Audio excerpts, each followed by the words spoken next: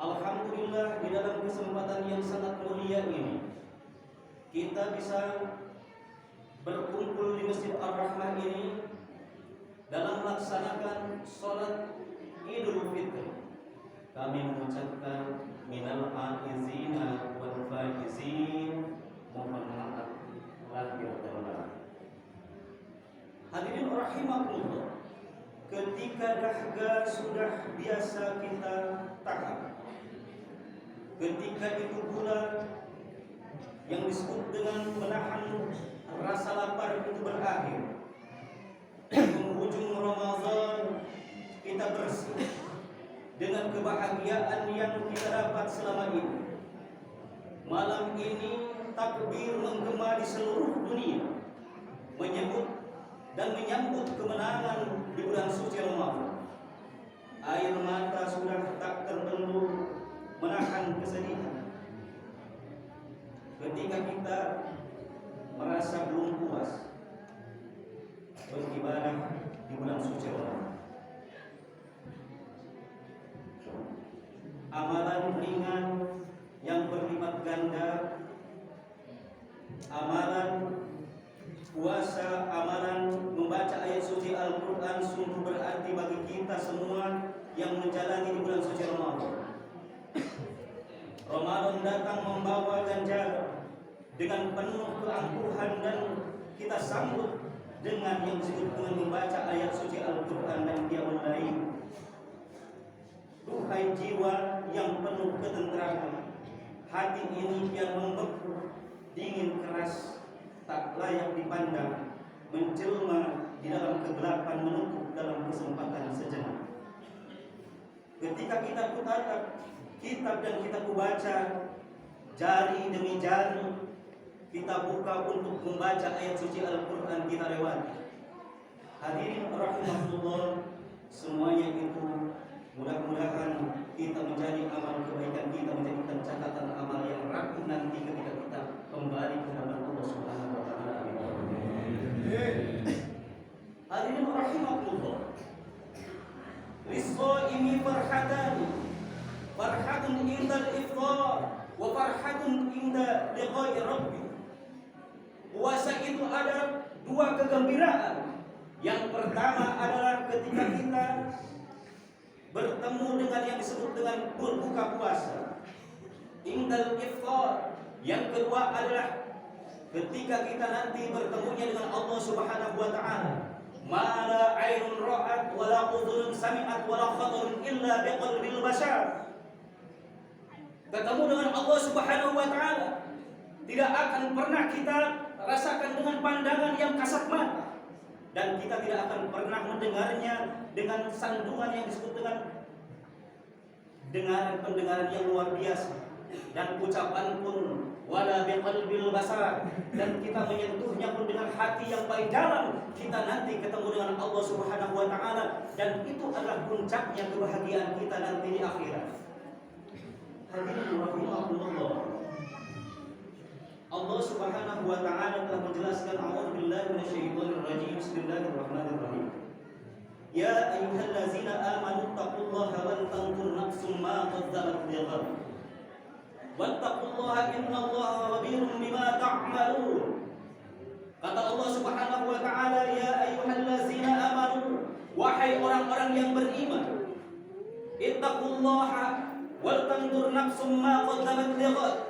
Kata Allah Subhanahu wa taala, bertakwalah kepada Allah Subhanahu wa taala, dan kalian itu haruslah memperhatikan apa yang telah kita perbuat untuk hari besok, yaitu hari menjelang kita menghadap Allah Subhanahu wa taala.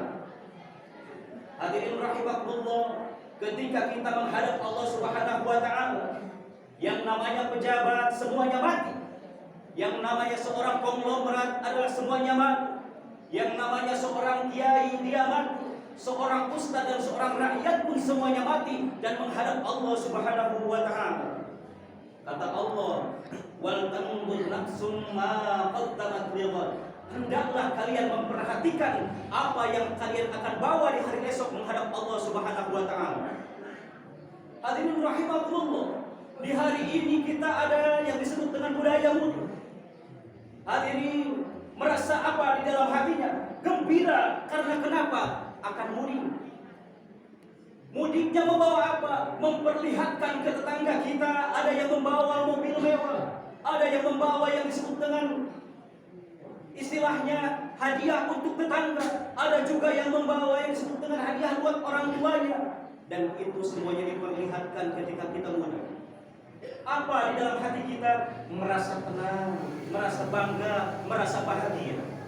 Coba hadirin pikirkan, kalau kita semua ini dikabarkan besok itu akan dikabarkan kita akan mudik di hadapan Allah Subhanahu wa taala, yaitu adalah kematian.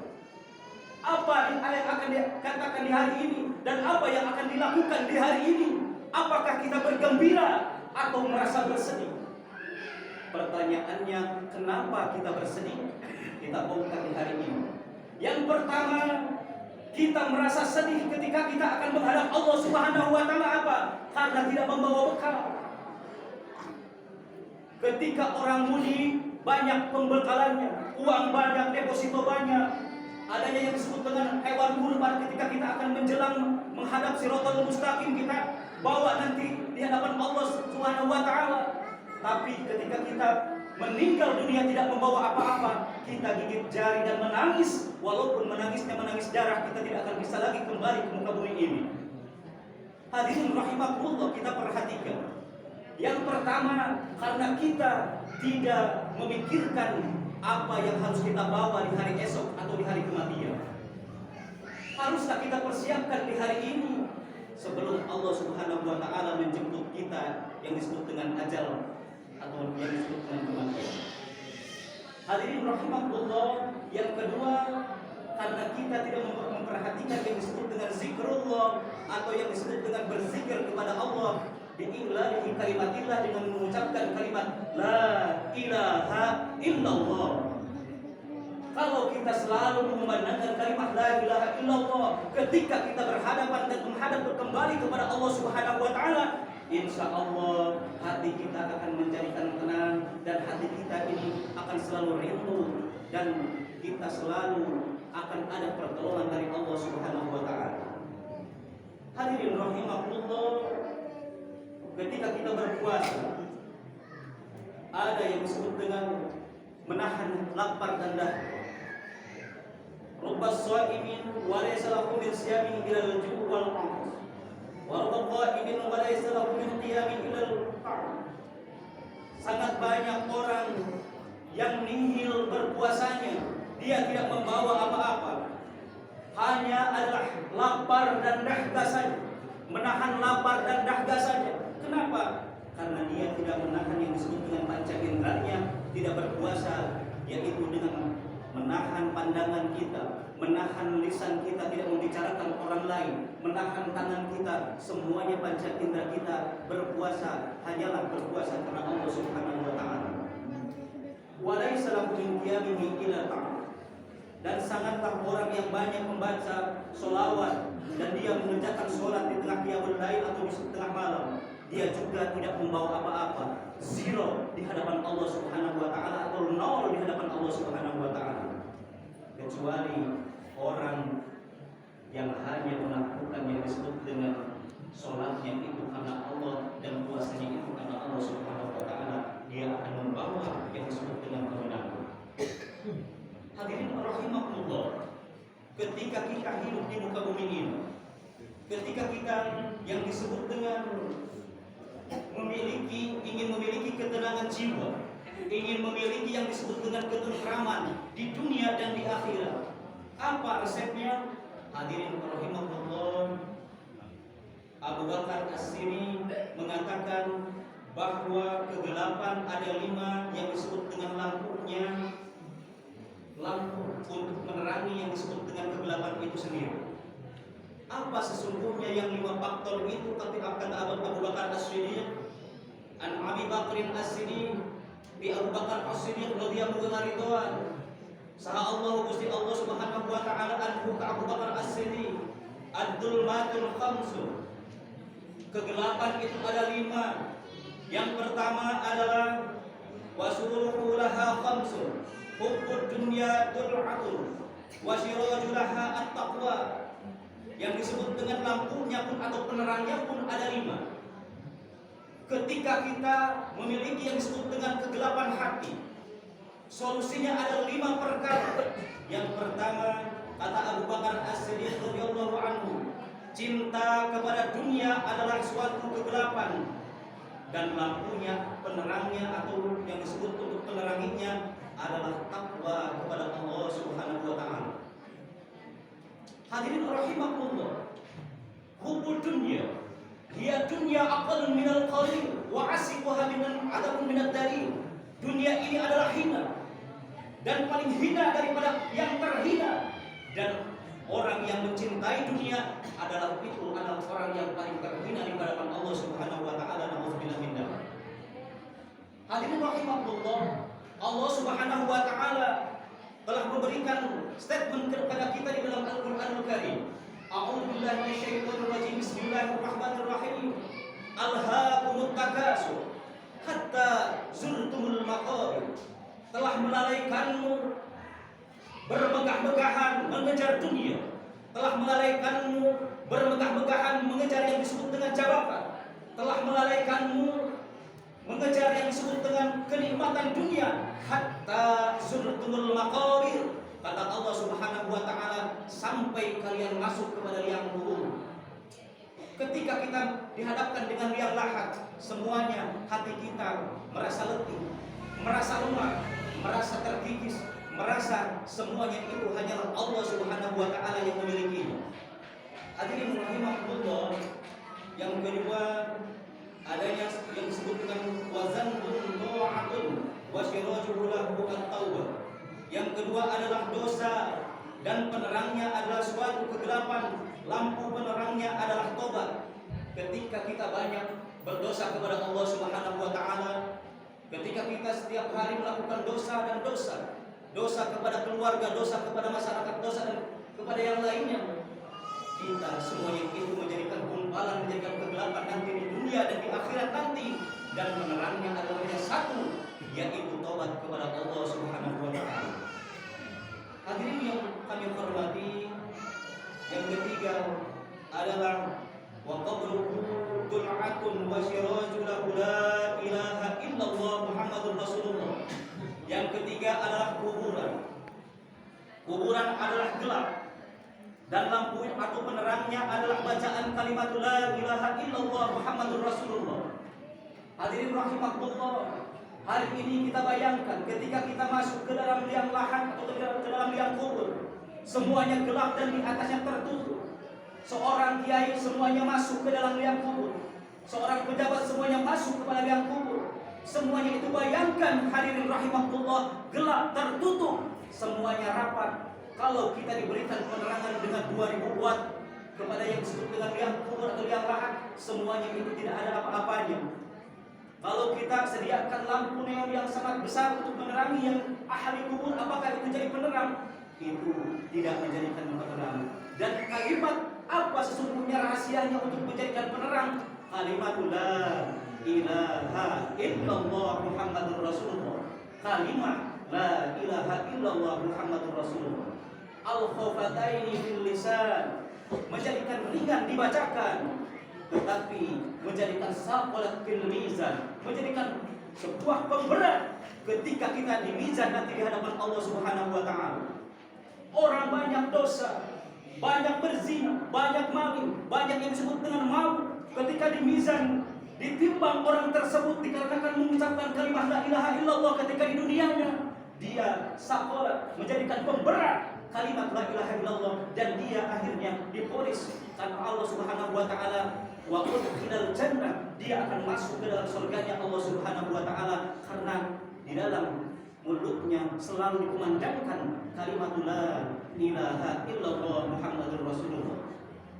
Hadirin rahimakumullah, yang terakhir, akhirat adalah kegelapan dan lampu penerangnya adalah amal soleh, dan sirat adalah siratul mustaqim, adalah kegelapan dan lampu penerangnya adalah keyakinan di dalam hati kita.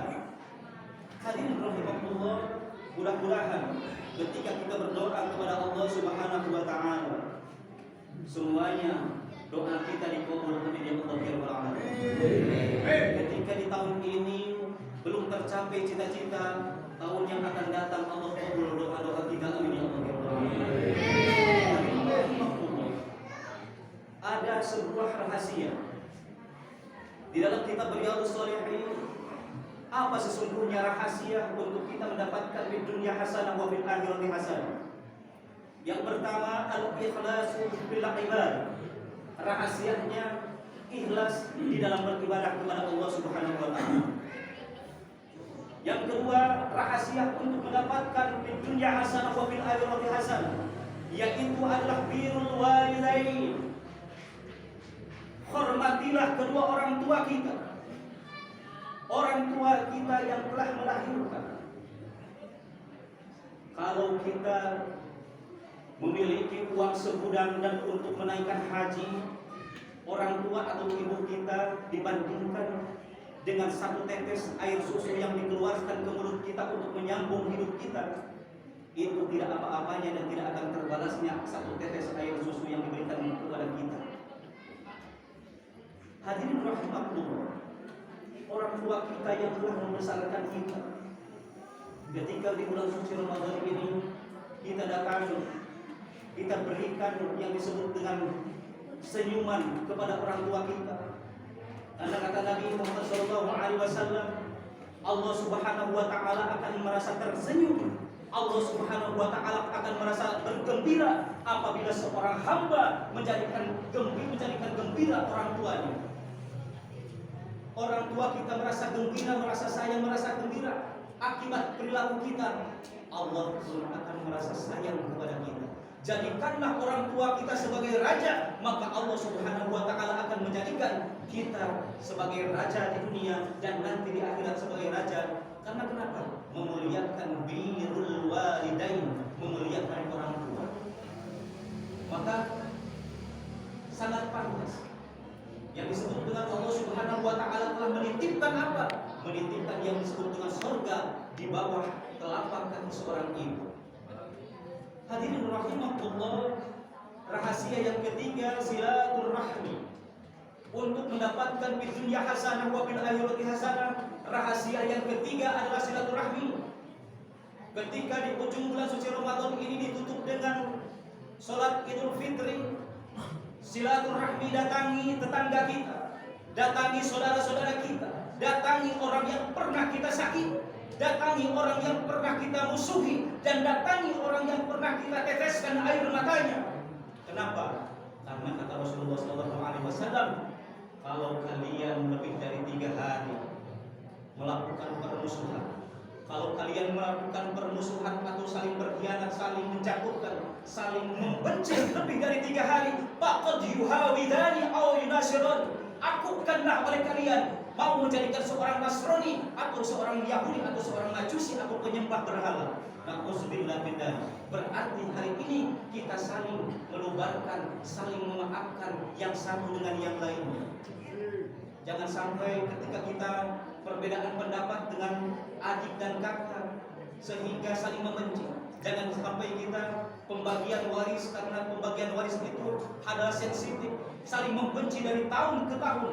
Kata Rasul, kalian akutkan rek jadi Yahudi atau yang jadi Nasrani, maka di hari ini kita bertobat kepada Allah, meminta pengampunan kepada Allah Subhanahu wa taala. Hadirin rahimakumullah.